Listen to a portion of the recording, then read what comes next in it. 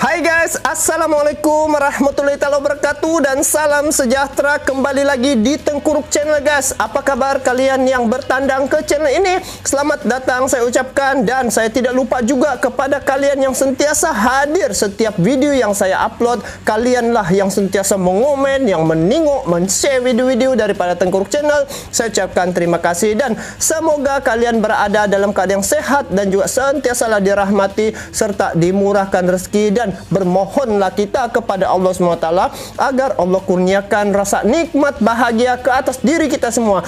So guys, pada kali ini saya akan react satu video guys terkait dengan isu yang sekarang ni tengah trending dan tengah banyak orang bicarakan, baik di media sosial, di Facebook, di Twitter dan juga di YouTube guys. Jadi benda ini bolehlah kita sama-sama share ya guys, dan saya mau tahu juga tentang perkembangan isu semasa ni. Tapi yang menariknya di sini guys, apa dia? Tajuk yang saya react ini terkait dengan negara Indonesia guys. Negara Indonesia nombor ke-15 di dunia terkuat militernya, dan kalau di Asia Tenggara nombor pertama guys, nombor ranking yang pertama. Jadi tajuk yang saya react pada kali ini adalah keberanian Pak Jokowi dan Putin mirip dengan Soekarno bikin nyali Amerika Serikat ciut. Guys, kalau tengok ya, Presiden Soekarno ini adalah presiden pertama di Indonesia. Jadi kalau tengok hubungan Indonesia dengan Rusia sejak zaman dahulu lagi sudah ini guys, sudah berbagus-bagus, sudah bagus hubungan tu, dia punya hubungan diplomasi. Ketika Indonesia ingin membeli pesawat daripada bukan pesawat guys, membeli alutsista daripada Amerika, ini ceritanya guys. Ketika itu Amerika tidak mau menjual kepada Indonesia, tapi kalian tahu siapa yang menyelamatkan ataupun memberi bantuan terhadap negara Indonesia? Tidak lain dan tidak bukan adalah presiden daripada Rusia ketika itu bersama dengan Soekarno guys. Jadi ayo kita semak video ni, dan untuk makluman kalian, ini video saya tengok di channel Kilas Dunia. Jadi kepada kalian yang menonton video ni, kalau mau tengok dengan lebih lanjut lagi, bolehlah ke channelnya ya guys. So ayo kita semak macam mana kemiripan ataupun keberanian Pak Jokowi ni dan Putin. Dia cakap sini mirip dengan Soekarno. Apa buktinya? Apa buktinya guys? Ayo kita sama-sama semak video ni. Jom. Cuplikan. Kalau di belakang tu macam Menteri Luar Rusia tu. Oh, ini. Wow, Erdogan. Ini kalau tidak silap ini yang G20 yang tadi itu. Presiden Jokowi menjadi ketua G20 ya guys. Oh, alat-alat alutsista ya, peperangan nih. Sekarang ini konflik yang berlaku Rusia dengan Ukraina nih, Bidi guys. Presiden Soekarno mengapa warganet Indonesia cenderung berpihak pada Rusia dan mengagumi sosok Vladimir Putin, sang mantan intel KGB ini? Itu persoalannya. Kenapa warganet banyak merujuk ataupun menyokong Presiden Putin? Kita semak dulu video ni. Kita dengar info ni. Nanti di belakang video saya akan ulas sedikit ya guys. Jom. Ini Kilas Dunia nih.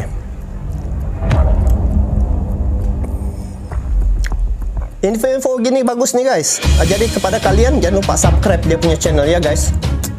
Ini Rusia resmi menginvasi negara tetangganya Ukraina pada Kamis 24 Februari 2022.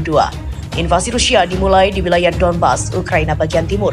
Serangan Rusia terus meluas ke beberapa wilayah Ukraina lainnya, termasuk di wilayah ibu kota Ukraina, Kiev. Bereaksi terhadap langkah Rusia, para pemimpin dunia ramai-ramai mengecam Vladimir Putin atas langkah Rusia invasi Ukraina. Sementara itu, Indonesia memilih sikap tak berpihak dengan Presiden Jokowi yang membuat cuitan di akun Twitternya. Indonesia nih, dia tidak memihak mana-mana negara guys. Inilah salah satu kebijakan yang dimiliki oleh Presiden Jokowi ya, negara Indonesia. Karena kalau dia memihak salah satunya, dia tidak open lah begitu. Tapi kalau dia tidak memihak dua negara ni, dia boleh bantu. Sebab Indonesia ni yang saya tengok ya, dari segi misi kemanusiaan tu paling sensitif. Bayangkan kalau macam di Palestina kan, misi kemanusiaan Indonesia banyak hantar bantuan-bantuan kepada Palestina. Jadi kita semak lagi guys, jom. Meski begitu, banyak warga Indonesia yang mendukung invasi Rusia ke Ukraina itu lantaran beberapa hal. Melansir dari Kompas.com, peneliti studi Rusia dan Eropa Timur di Hubungan Internasional Universitas Erlangga, Surabaya, Radityo Dharma Putra mengatakan ada 4 faktor yang mengapa warga Indonesia pro terhadap Rusia. Kenapa? Sejak lama katanya publik Indonesia memiliki sikap politik yang anti Amerika Serikat atau anti Barat, terutama setelah perang melawan terorisme. Hanya saja ketika media sosial belum populer, tidak banyak yang menunjukkan sikap itu secara terbuka, semisal Betul. dengan aksi demonstrasi. Kalau dulu mana ada media sosial, guys. Kita dengar daripada corong-corong radio saja, itu pun siaran kadang-kadang ada, kadang-kadang tidak. Tapi sekarang nih, guys, tidak boleh tipu sudah, guys. Media sosial ya, apa berlaku ini hari 1 menit sampai sudah di mana-mana negara. Itulah yang media sosial punya power, guys.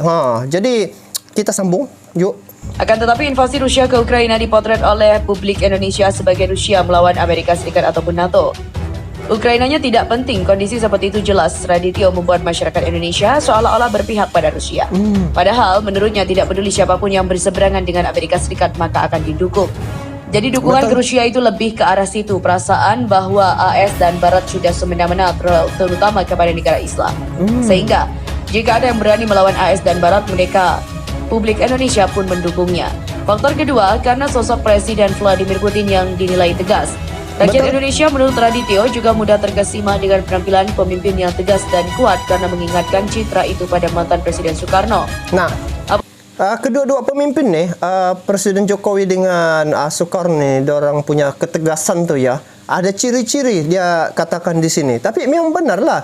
Tengok sejak situasi yang berlaku sekarang nih, ketegasan Presiden Indonesia ya, khususnya Bapak Jokowi, kelantangannya bersuara sebenarnya bukan pada Ukraina sejak dia pergi yang berlaku sekarang nih antara Rusia dengan Ukraina. Sebelum-sebelum ini pun dia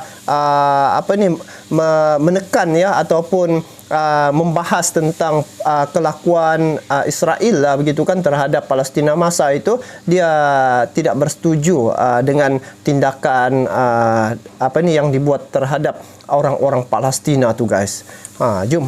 Apalagi romantisme dengan masa lalu Soekarno yang tegas anti Barat sangatlah dominan. Wow. Image Putin terlihat lebih dari itu di mata masyarakat Indonesia, apalagi di mata intelijen. Dia adalah mantan intelijen. Sementara Zelensky adalah komedian. Hal lain didorong oleh sentimen.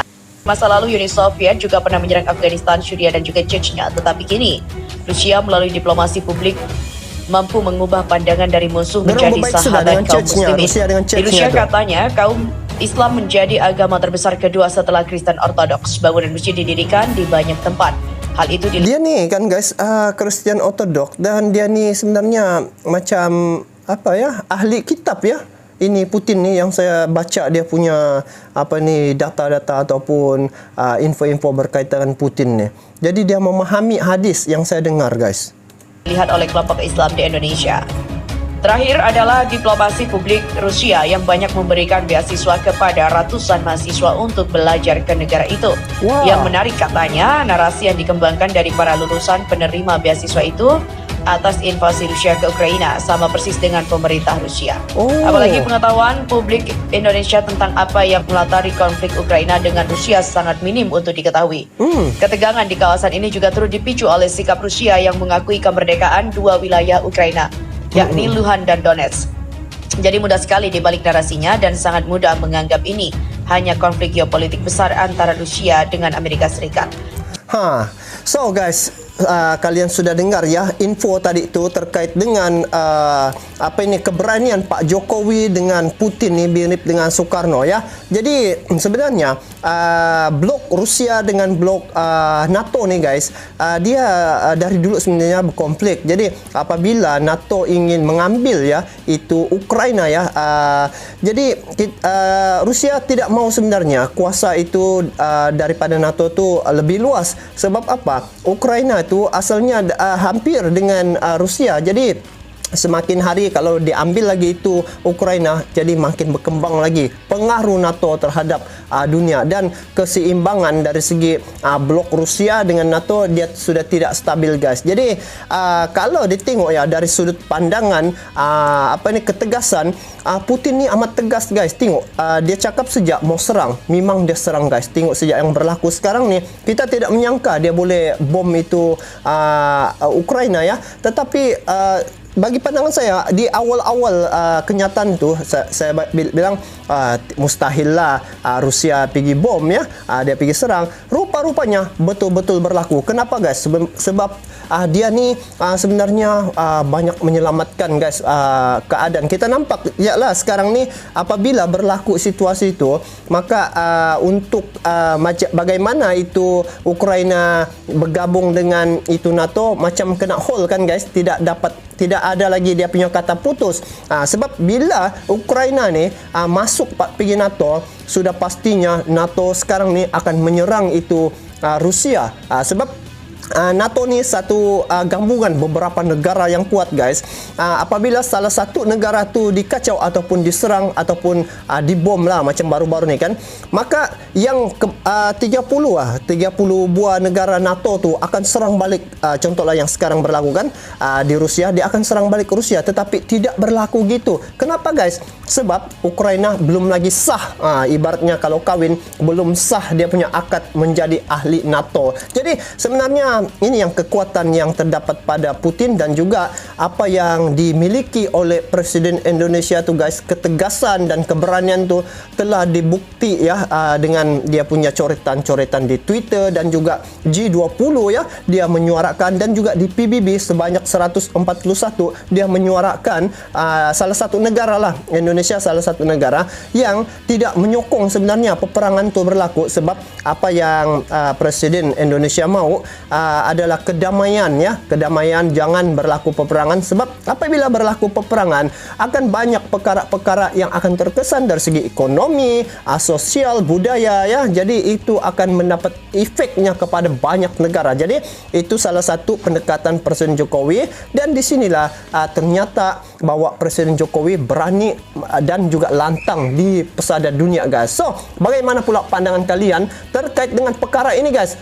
Kalian bolehlah komen di bawah. Jadi kita doakanlah kan guys, semoga Presiden Indonesia ni Bapak Jokowi sentiasa diberi kesehatan, diberi kerahmatan, dan juga dipermudahkanlah segala urusannya untuk mentadbir negara Indonesia khususnya, dan juga dapat membawa suara-suara di pesada dunia untuk menstabilkan pergolakan yang telah berlaku. Saya yakin dan percaya Presiden Jokowi pasti boleh. Sebab apa? Salah satunya dari segi kekuatan militer di Asia Tenggara tempat pertama guys. Itu kalian kena ingat. Dan di peringkat dunia berada di posisi ke-15. Bayangkan guys, daripada 193 buah negara di dunia, Indonesia ranking ke-15. Itu sudah menunjukkan kekuatan Indonesia, dan juga suara Indonesia dihormati dan disegani oleh dunia luar. Jadi guys, itu saja daripada saya. Semoga kita doakanlah, semoga Indonesia terus maju, dan juga daripada saya